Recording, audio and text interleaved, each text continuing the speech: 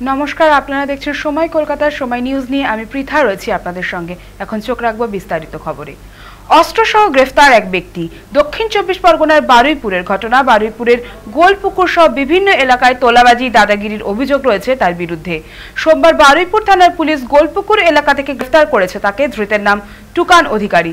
Police জানিয়েছে তার কাছ থেকে উদ্ধার হয়েছে একটি বন্দুক ও 3টি গুলি। নিজেকে বারুইপুর পুরসভার কর্মী বলে সোশ্যাল মিডিয়ায় পরিচয় দিয়েছে ওই ব্যক্তি। টুকান শাসক দল ঘনিষ্ঠ, তা তার সোশ্যাল মিডিয়ার প্রোফাইল থেকে স্পষ্ট।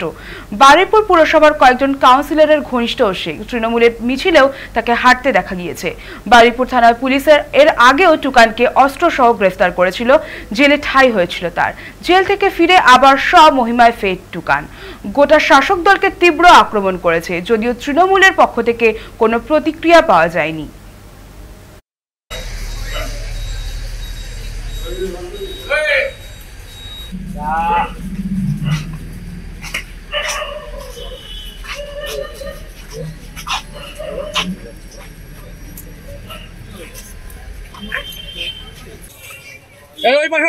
দেখুন, প্রথম কথা বলি, এই কুখ্যাত দুষ্কৃতীকে ভুল করে পুলিশ অ্যারেস্ট করেছে।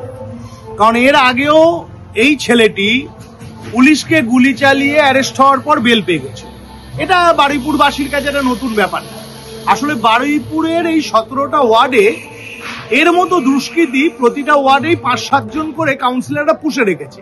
এদের ভোটের সময় কাজে লাগায়, রিগিং করতে এরা সহযোগিতা করে, মানুষকে চমকাতে সহযোগিতা করে। দীর্ঘদিন ধরে আমরা প্রশাসনকে জানিয়ে আসছি, কিন্তু প্রশাসন তো তৃণমূলের দলদাস, তারা তাদের কথার বাইরে তো যাবে না।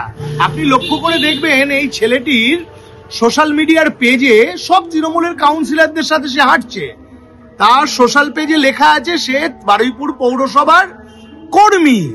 তাহলে তৃণমূল কর্মী তৃণমূলের কাউন্সিলরদের হাতে হাত মিলিয়ে হাঁটছে, এর থেকে আর কি বোঝা যায়? আর মানুষের বুঝতে বাকি নেই।